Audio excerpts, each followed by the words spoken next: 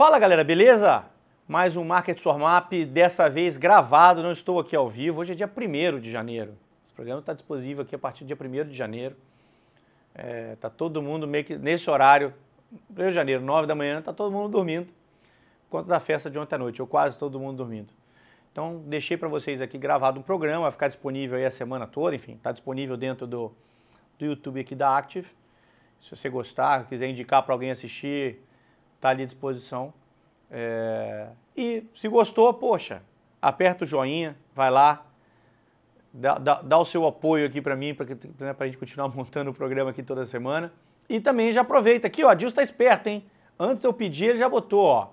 O Adilson está ligadão hoje, não está dormindo. Ó, Eduardo.boixá tá aqui, ó. E Eduardo Boixá 5, Instagram e Twitter. Me sigam lá nas redes sociais. Tem qualquer dúvida, qualquer pergunta, mande para mim. A gente vai discutindo. E lá tem sempre alguma dica de mercado. Eu sempre vou colocando o que acontece no meu dia a dia de trade. Também eu coloco muita coisa. Enfim, um espaço que a gente está criando de debate. Quem quiser falar, quem quiser participar, tá aí o convite para vocês poderem participar, tanto do meu Instagram quanto do meu Twitter. Valeu, galera? O programa de hoje é sobre a retrospectiva de 2023.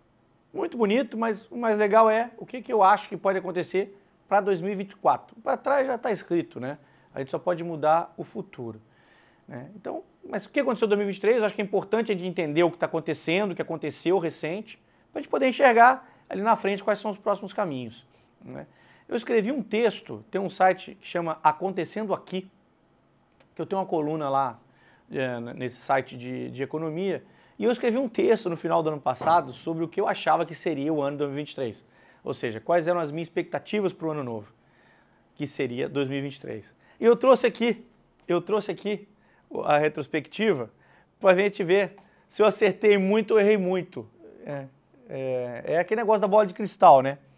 Então aqui, ó, até marquei as principais partes, né? Eu dividi por regiões. Eu sempre gosto de olhar por grupos de ativos, né, no mundo, né? Então, puxa, Europa, pô, eu botei que a guerra do Ucrânia não parece ter uma solução rápida, realmente não teve, os caras estão lá brigando até hoje, né, não chegaram no final, não parece que vai chegar. Hoje eu vi uma coisa sobre o Putin, está mais aberto ali a alguma conversa, enfim, alguma análise, mas o fato é que a situação é muito cômoda para o Putin, né? A economia da Rússia está bem, inflação tranquila, moeda valorizou, está bem, e está exportando um monte de petróleo para poder financiar isso aí e sobrar grana ainda. Então a Rússia está numa situação bem tranquila, bem cômoda, eu diria, dentro desse conflito com a Ucrânia. Enquanto o Ocidente está batendo cabeça, porque afinal de contas tem várias frentes, tem a questão de Israel com Hamas, os Estados Unidos tem questão de eleições ano que vem, né, agora 2024, enfim, tem muitos problemas pelo mundo todo e Rússia numa situação bem cômoda, Putin numa situação bem cômoda. Então, primeira coisa, a guerra da Ucrânia não parecia ter uma solução rápida, realmente não teve, porém a gente vê alguma luz no fim do túnel, já aparece na Europa, eles estão conseguindo fazer uma substituição interessante de matriz energética. Isso era um problema no início do ano de 2023 para os europeus, com a guerra, né, gás natural, que é o principal energia, né, o modo energético da Europa, era gás natural que vinha da Rússia, afinal de contas a torneira fechou, isso aí não existe mais, e os países tiveram que se readequar. Tivemos um inverno no meio do caminho, vai começar estão em outro inverno agora, na Europa. Os países tiveram que buscar maneiras de se readequar no modelo energético. Isso fez, né, durante o ano, que o preço de energia caísse, né? Isso fez com que os preços de energia caíssem e já mostravam uma queda importante no final de 2022, uma queda importante dos índices de inflação no atacado da Alemanha. Isso acabou né, durante o ano também indo para os índices de preços também ao consumidor. Ou seja, foi uma vertente que no final de 2022 a gente já via e ao longo de 2023 acabou se confirmando, né? Então o preço de energia voltou para níveis razoáveis e dados de inflação melhoraram. Então, Europa era isso. China a gente terminou 2022 com a questão da Covid, né? A China estava tendo vários focos de Covid em várias cidades, enfim. E eles estavam fazendo lockdowns. Quando ninguém mais fazia lockdown, a China começou a fazer muitos lockdowns, não sei se vocês se recordam disso, final de 2022, início de 2023. Isso, obviamente, eu botei, obviamente, com certeza, sofrerá o PIB de 22 e também ia impactar o PIB de 2023. Também aconteceu, o primeiro semestre da China parece que foi mais calmo, a China é sempre complicado, né? Mas o primeiro semestre parece que foi mais calmo e ao longo de 2023 o mercado, né, a economia chinesa se recuperou, está terminando, parece que terminando de uma maneira melhor. Vamos falar daqui a pouquinho um pouco sobre China também, para expectativa futura. Vamos para os Estados Unidos. Aí, Estados Unidos e Brasil, em ambos, a expectativa dos agentes econômicos é muito baixa. Tanto no Brasil quanto nos Estados Unidos, a virada de 22 para 23, o mercado estava muito pessimista em ambos, né? Então, dificilmente a gente teria queda, eu botei aqui, né?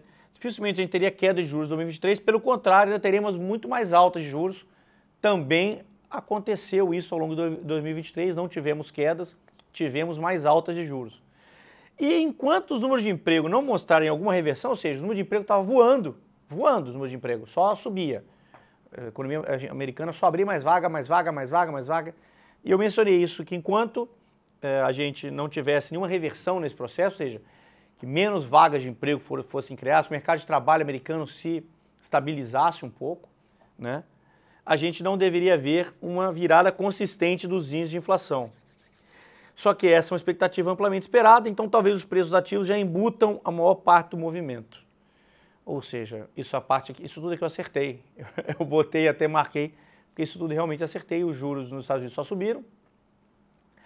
Boa parte disso já estava embutida nos preços e o mercado melhorou ao longo do ano.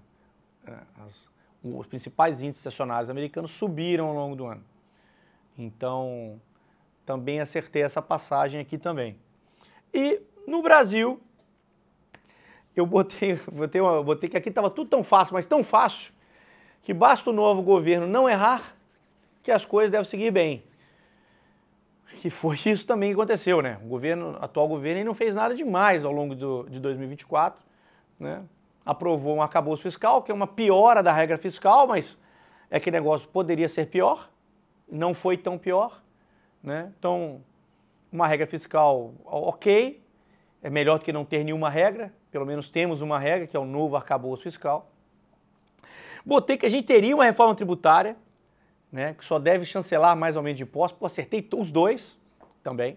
A reforma tributária foi aprovada nos últimos dias, ou seja, dentro de 2023, que eu achava que a gente conseguiria aprovar uma nova reforma tributária, e que vai chancelar aumento de impostos. Quem está assistindo o programa aqui, saiba que mais impostos serão cobrados de você dentro dos próximos anos, aí, depois dessa aprovação da reforma tributária que foi feita no Brasil. Com certeza, eu não tenho a menor dúvida, posso falar para vocês aqui, em primeira mão, a carga tributária no Brasil irá aumentar. Não existe a menor chance da gente ver menos impostos na frente. Então, para 2023, sigo acreditando que investimentos em ativos com juros pós-fixados seja o melhor caminho. Também não estou errado, começou o corte de juros há poucos meses atrás e o CDI ainda está em 12%. Quer dizer, o CDI com a inflação rodando a 4,5%, 4,5% nos 12 meses, 4,5% rodando em 12 meses. Ou seja, juro real gigantesco, investimento em ativos pós-fixados renderam um juro real muito alto nesse ano. Também fui bem nessa análise aqui. A Bolsa parece bem descontada com ativos baratos, já precificando esses possíveis erros de gestão macroeconômica. Se o novo governo não cometer esses erros, que inclusive são reincidentes de gestões anteriores, teremos espaço para melhora significativa. O que aconteceu com a Bolsa, então, ao longo de 2023? A Bolsa bombou, né? Saímos de um limbo muito lá embaixo, tivemos momentos piores até durante o ano, na abertura do ano, muito barulho do novo governo, que é até normal em novos governos, né? Todo mundo querendo falar, todo novo ministro querendo falar, e nesse governo tem muito ministro, todos querendo falar alguma coisa, Petrobras, enfim, tivemos uma abertura de ano pior e depois, a partir de março ali, o mercado começou a se recuperar, basicamente porque o governo ficou mais calmo, se acertaram, pararam de falar muita bobagem, que vamos rever reforma da Previdência, vamos rever reforma trabalhista, vamos rever tudo que está dando certo. Isso seria muito preocupante para o mercado, né? Não aconteceu nada disso e aí a Bolsa conseguiu andar bem, os ativos de risco brasileiro conseguiram andar bem, o real também, a moeda brasileira também se valorizou muito, muito em função dessa calmaria, dessa tranquilidade aparente que a gente viu no Brasil nesses últimos 12 meses, né? Menos barulho e mais tranquilidade, o mercado melhorou bastante por conta disso. Então isso foi o Brasil, as coisas que eu acertei, acho que eu acertei algumas coisas importantes, por isso que acho que talvez meu ano tenha sido bom, tive resultados bons esse ano, muito em função da minha leitura estar correta, né? Se não totalmente correta, mas muitos pontos importantes, corretos, que ao longo do tempo eu consegui transformar isso em resultado. Então e agora? Mais importante, né? Para 2023, né? 2023 já acabou, né? Vamos para cá, Dilson. Volta aqui, Edil. Vamos usar essas câmeras todas aqui. 2023 já está acabando, já acabou, né? Eu estou gravando aqui hoje, antes do ano acabar. Esse programa não é ao vivo, mas vocês estão vendo isso aqui, o ano já virou, né? Então, o que fazemos em 2024? Que é aí que está o dinheiro. Para o passado a gente não pode mudar, a gente só pode mudar o futuro. O que a gente consegue fazer para frente para buscar resultado em 2024? Essa é a pergunta que eu tento responder a partir de agora. Então, Europa, quem opera Europa aí, DAX, né? A Active é uma corretora global, ela tem centenas de ativos no continente europeu, moedas, ações, índices de bolsa. Então, saber o que pode acontecer com a Europa, acho que é muito importante. Na minha opinião, Europa, teremos mais do mesmo. Crescimento muito baixo, com inflação controlada. A inflação acho que veio para níveis de controle, né? Aquele boom da inflação, o mundo inteiro deu uma tranquilizada, a Europa não é diferente, a Europa também deu uma tranquilizada boa. Acho que a gente vai ver crescimento muito baixo, acho, não só esse ano, acho que a Europa não cresce mais, nunca mais na vida. A população envelheceu, né? O boom demográfico não existe mais, a população envelheceu, não temos grandes inovações que possam fazer, tirando a Alemanha, né? Mas a maior parte da Europa, a gente não vê inovação sendo trazida que possa gerar booms aumento de produtividade, que pode gerar crescimento. Não temos aumento populacional, pelo contrário, aumento muito baixo de população e população envelhecendo. Então a gente não deve ter nenhum grande crescimento de PIB na Europa nos próximos anos, mas acredito que a gente pode ter inflação controlada. Acho que os juros na Europa pode ser que estabilizem onde estão agora no início do ano. Se os Estados Unidos começar a cortar juros, pode ser que a gente também veja a Europa cortando juros logo ali na frente. Então, para esse ano, acho que é mais do mesmo que a gente teve no último ano. A volatilidade do euro, que é a moeda principal da maioria dos países europeus, né? Da zona do euro, a volatilidade, ou seja, o quanto que ela flutuou ao longo do ano, foi a menor desde a criação, ou entre as menores volatilidades anuais desde a criação da moeda. O euro andou num pequeno range de preço, bem pequeno entre máximo e mínimo ao longo do ano. Isso meio que aconteceu em várias moedas, mas no euro ficou muito evidente isso, porque a segunda moeda mais importante aí só perde para o dólar como moeda de reserva. Então, isso aconteceu ao longo de 2023, não vejo nada que possa fazer isso mudar ao longo de 2024. Mas vamos adiante, vamos ver o que pode acontecer. Então, Europa é isso. China.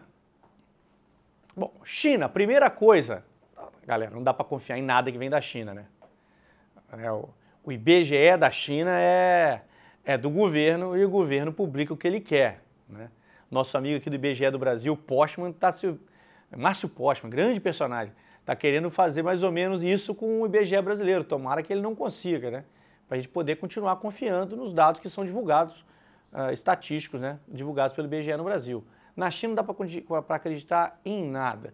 O maior indicador para mim de crescimento da China e de economia da China é olhar preço de commodities. Preços de commodities, para mim, são o maior indicador, os maiores indicadores que a gente pode acompanhar da economia chinesa. Quer saber como está a economia da China? Olha o preço de minério, preço do petróleo e preço de commodities agrícolas, que é a alimentação, mas principalmente minério e petróleo, né? Minério teve um ano pesado, agora no final recuperou um pouco, né? Um pouco não recuperou, até bastante o preço do petróleo. E China, e o preço de minério de ferro e petróleo caiu bastante ao longo do ano. Agora, nos últimos dias, subiu um pouco, mas muito em função do que está acontecendo lá no estreito, lá, né, que estão travando lá com ataque terrorista, enfim, tem gente atacando os navios que estão passando. Isso aí fez o preço do petróleo subir nos últimos dias. Mas, basicamente, não tem nada de novo acontecendo que fizesse o mercado subir. O mercado de petróleo continua tendo sobra de petróleo, isso quer dizer que tem menos gente consumindo petróleo, sobrando energia do mundo. Quer dizer que o mundo não está crescendo essa velocidade toda, provavelmente China também não está. Então, prestar bastante atenção. Preço de minério e preço de petróleo é mais importante do que os dados estatísticos que a China divulga, porque não são confiáveis. Segundo, a economia parece melhor. Dado que foi o primeiro semestre de 2023, o segundo semestre de 2024, parece que a gente está terminando um pouco melhor. Os dados não são confiáveis, mas os dados parece que mostram uma melhora. Tudo bem que não dá para confiar, mas parece que mostra uma melhora, né? Mas eles têm problemas, né? Isso aí já tem acontecido há algum tempo. China tem alguns problemas, tanto no setor imobiliário, quanto no setor de bancos, né? Os dois estão com problema de crédito. A gente já teve aquela Evergrande, algumas empresas imobiliárias gigantescas, na China tudo é gigantesco, né, que abriram o bico ali, poxa, estão precisando de dinheiro, reestruturaram dívida, algumas ações até, quem tem ação nos Estados Unidos ficou sem operar uns dias, enfim. Muita atenção nisso aí também, para possíveis barulhos, tanto no setor imobiliário, de construção civil na China, quanto no setor bancário. Podem ser dois possíveis catalisadores aí de problemas ao longo de 2024. Beleza? Então, China é isso. Estados Unidos. Estados Unidos tem alguém mentindo. Estados Unidos tem alguém contando alguma mentira. Eu não sei se é o mercado de ações ou se é o mercado de juros, mas algum dos dois está contando mentira para a gente, né? Ao longo de 2023, fazendo um parênteses, ao longo de 2023, a inflação estava muito alta, o Banco Central americano foi subindo os juros para combater a inflação. Em algum momento, alguns bancos começaram a quebrar, faltar dinheiro, faltar caixa e tal. Silicon Valley, talvez tenha sido o pior problema aí, foi o Silicon Valley, mas outros bancos também, que basicamente esses caras estavam acostumados a ficar se financiando a uma taxa de juros muito baixa. Quando o juro subiu, eles foram se refinanciar, pegar dinheiro emprestado para bancar as carteiras de crédito deles ali. O juro estava muito mais alto, eles não conseguiram pagar essa diferença de juros e muitos tiveram problemas, alguns bancos acabaram, né? Tivemos uma mini crise bancária nos Estados Unidos que o Banco Central americano foi muito rápido, muito rápido. O Fed dessa vez foi muito rápido, 2008 foi alguma coisa parecida. Porém, em 2008 eles demoraram demais para agir. E aí vários bancos foram caindo em sequência, quando eles entraram eles tiveram que gastar muito dinheiro, e isso gerou um problema muito grande para o mercado, recessão, enfim, a crise de 2008 que a gente viu. Esse ano não, no primeiro sinal eles, meteram dinheiro. E foram botando dinheiro para salvar os bancos e botaram muita grana. Alguma coisa perto de 500 bilhões de dólares foi colocado na economia. Esse monte de dinheiro que foi colocado na economia acabou indo para onde? Bolsa. Então os ativos da Bolsa de Valores americanos subiram, mas as ações subiram, né? Muito dinheiro sobrando, muita liquidez, boa parte foi canalizada para ações. Começou a subir, e quanto mais sobe, mais grana chama, foram subindo, os índices foram subindo. O interessante é que 7 empresas, que eles chamam das Magnificent Seven, né? As 7 magníficas, que concentraram a maior parte da alta da Bolsa. Se você tirar essas 7 empresas do índice, do S&P, por exemplo, e fizer o S&P é o S&P 500. Se você fizer o índice S&P 493, menos essas 7 empresas, o índice está mais ou menos 0 a 0. Ele subiu um pouquinho no ano, mas nada fantástico. O que realmente fez a Bolsa subir nos Estados Unidos foram essas 7 empresas. Apple, Google, Facebook, Tesla, Nvidia, Amazon e tá faltando uma. Daqui a pouco eu lembro. São as 7 empresas que na Bolsa e Facebook. Essas 7 empresas subiram muito e comandaram as altas do ano, né? Muito em função da questão da inteligência artificial. Quem é que vai ganhar essa briga da inteligência artificial? O mercado diz que são essas 7 empresas, né? A galera apostou suas fichas que essas 7 empresas vão conseguir se beneficiar nessa questão da competição da inteligência artificial. Vamos para lá, Dilson, outra câmera então? Boa. Então eu falei por que eu acho que tem alguém mentindo? Então o mercado melhorou bastante, muito dinheiro sobrou, o mercado melhorou bastante. Essa injeção fez o PIB crescer 5% no analisado do último trimestre, crescimento fantástico, negócio enorme, muito em função desse dinheiro todo que entrou, né? E mesmo assim, a inflação se controlou, a inflação foi para níveis mais ok, ainda não está na meta, mas caiu bastante, e o mercado se empolgou. Puxou ações para cima, mercado de ações para cima, e começou a embutir vários cortes de juros já no ano que vem na curva. Então a curva de juros do ano que vem dos Estados Unidos já embute vários cortes de juros. Pode acontecer duas situações. Que a economia dos Estados Unidos vai perder fôlego, deve perder fôlego e crescer menos no ano que vem, isso é um fato, isso é um dado, né? O fato é, se isso vai ser um negócio com calma, moderado, que o mercado vai, né, que a economia perde espaço e depois lá na frente ela volta, que dá tempo da inflação ir para o preço, dá tempo o Banco Central ir cortando os juros e tal, que é o soft landing. Ou dois, se a gente vai ter um negócio mais abrupto, a gente vai ter uma recessão, a economia emburaca, você tem uma recessão, com inflação controlada, lá na frente o mercado volta. São as duas situações. Se for um soft landing, se a economia for caindo devagarzinho, né, aos poucos e tal, a curva de juros está errada. Porque a curva de juros terá que ficar mais alto, os juros mais alto, mais tempo. Mas o mercado acionário talvez não esteja tão errado assim, porque os lucros não vão cair tanto. Então, num cenário de soft landing, o mercado acionário está correto, porém a curva de juros está errada. No mercado de recessão, é o contrário.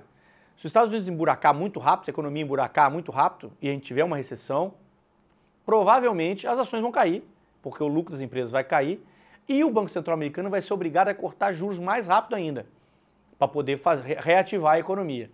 Então, num cenário de recessão, provavelmente as ações americanas estão no preço errado e a curva de juros já embute boa parte do trabalho que deve ser feito pelo Fed ao longo do ano. Então, são os dois modelos, os dois não vão acontecer ao mesmo tempo. Então, eu espero que ou a curva de juros ou o mercado acionário revejam suas projeções ao longo do ano. Beleza? Então, esse é meu cenário para Estados Unidos em 2024.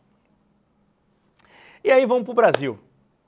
Finalizar com o nosso Brasil brasileiro. Ô Brasil! Então a gente está vivendo a era do poderia ser pior. Ah, nós temos uma regra fiscal boa, que era o teto de gastos, agora vai ser o arcabouço. Puxa, o arcabouço não foi tão ruim. Então ele poderia ser pior, né? Não foi tão ufa, menos um problema. Ah, reforma tributária, meu Deus, putz, cara, os caras vão fazer uma transferência gigante de dinheiro do Sul para o Nordeste, dos Estados do Sul para os Estados do Nordeste. O que eles vão fazer com esse dinheiro? Putz, qual o tamanho do esforço fiscal que os Estados do Sul vão ter que fazer? Pô, mas pelo menos agora temos um imposto único. Ufa! Poderia ser pior a reforma tributária. Então, a gente está vivendo isso todo dia, né? Toda votação, toda proposta que o atual governo propõe, toda proposta que propõe é ótima, mas toda proposta que vem do governo, ela poderia ser pior. O mercado sempre espera, ou os participantes do mercado, de uma maneira geral, sempre espera que pode vir uma coisa muito ruim e no final vir uma coisa nota 5, nota 6. E aí a gente ufa, menos uma pedra no caminho e vamos seguindo. Esse foi 2023, eu acho que a gente vai continuar vendo isso em 2024 em diante. A gente vai continuar vendo isso. Temos algumas questões, né, no Brasil em 2024, que é eleições no final do ano, municipais, que os partidos todos têm muito interesse em fazer mais prefeitos, porque a relação na eleição de 2026 para Senado e Câmara é que quanto mais prefeitos são eleitos por um partido, maior a chance de ele ter mais deputados. É óbvio, porque os prefeitos nas cidades, os vereadores, trabalham em prol das candidaturas dos deputados daí a 2 anos. Então a eleição de prefeito parece que não é importante, mas ela é bastante importante. Parece que ela é menor, prefeito, o vereador e tal. Não, ela é muito importante para o jogo de 2026, principalmente no Congresso. Então, todo mundo tem muito interesse, o atual governo tem muito interesse e já deram declarações que vão gastar dinheiro porque precisam eleger pessoas na eleição de 2024. Então, isso gera 2 problemas. O principal problema é fiscal. O risco fiscal para o ano que vem não é pequeno. A gente pode ter um estouro grande. Passou agora a LDO, a Lei de Diretrizes Orçamentárias, para 2024, passou com déficit 0. Isso ninguém acredita que vai ser 0, ninguém, porque só vai ser 0 se o governo fizer amassar a população e as empresas atrás de mais impostos, né? Que é mais ou menos o que eles fizeram em 2023. Só que não tem mais espaço praticamente para aumento de impostos. Não tem mais como se apertar. Nós já vamos para uma carga tributária de quase 40% do PIB, né? Ninguém aguenta mais pagar imposto. Então, temos que, né, o problema não é nem pagar imposto, é pagar imposto sem ter nenhum retorno em volta, que é mais ou menos o que acontece aqui com a gente, né? Serviço público de péssima qualidade no geral. Então, ninguém consegue mais pagar imposto, mas o governo vai continuar insistindo nisso. Provavelmente não vai ter nenhum corte de gasto, nenhum estudo de eficácia dos gastos da União. A gente vai acertar na conta das receitas. O governo vai tentar acertar a conta toda do Brasil arrecadando mais, né? Está fazendo várias iniciativas nesse lado. Então, um problema fiscal muito importante que a gente vai ver e a troca do comando do Banco Central, que eu mencionei, para 2024 também. Final do ano, o Roberto Campos Neto sai, termina o mandato dele. Então, são os 2 pontos aí mais importantes de como vai ser o Banco Central à frente. O mercado vai ficar receoso com relação a isso, né? Como é que vai ser o Banco Central nos últimos anos do governo Lula e, mais importante, como é que vai ser para frente, né? Porque, afinal de contas, daqui a pouco o atual governo vai indicar todos os diretores do Banco Central e esses diretores têm mandato. Ou seja, quem serão esses caras que vão entrar lá é uma preocupação importante que o mercado vai ter a partir agora desse ano e nos anos seguintes. Então, e o risco fiscal. Então a expectativa em 2023 era muito baixa, né? Era muito baixo, por isso que eu acho que o mercado melhorou bastante. Comentei isso aqui na retrospectiva. A expectativa era tão baixa que na hora que entregou uma coisa melhorzinha um pouco, o mercado falou, puxa, tá tudo barato. Tá tudo muito barato e o mercado foi na frente. Inflação controlada, a gente vai ter juros caindo. Isso pode dar aquele voo da galinhazinha que a gente está acostumado aqui no Brasil. A gente não tem um crescimento estrutural. A gente tem momentos ali, cresce 1, 2, 3 anos e logo na frente volta, porque a gente não tem ganho de produtividade, que é o que faz a gente ter um crescimento de longo prazo maior. O que é? Educação de ponta.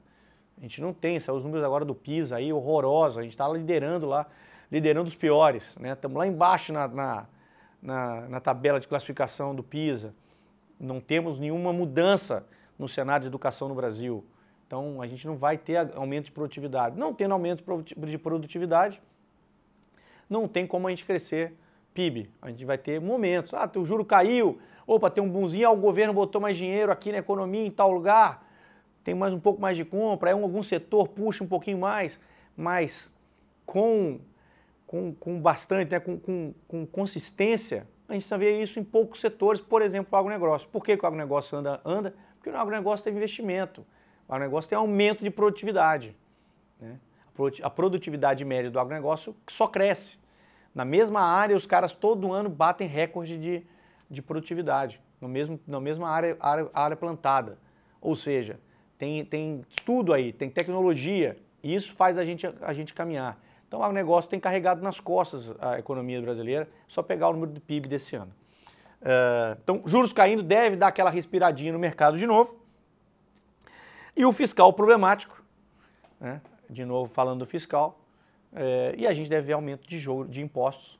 Acho que é terrível isso. Você tira dinheiro da mão do setor produtivo, dos caras que têm capacidade de inovar e de investir, e esteriliza isso no governo para pagar juro, para, enfim, aumento de funcionalismo público. Não tem nada contra o aumento de funcionalismo público, né? Mas, além do aumento o número de pessoas dentro da máquina pública, né, sem ter uma contrapartida de melhora nos serviços públicos. Acho que isso aí todo mundo concorda que os serviços públicos brasileiros em sua grande maioria, não são bons.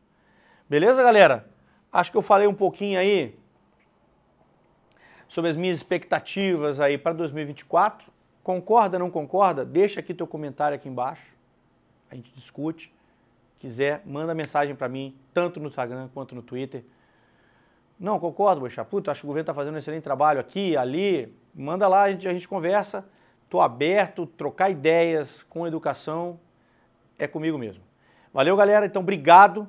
Bom ano para todo mundo, né? Que a gente possa fazer o nosso programa aqui toda segunda-feira, sempre com bastante alegria. Mais um ano pela frente. Valeu, um abraço e vamos com tudo.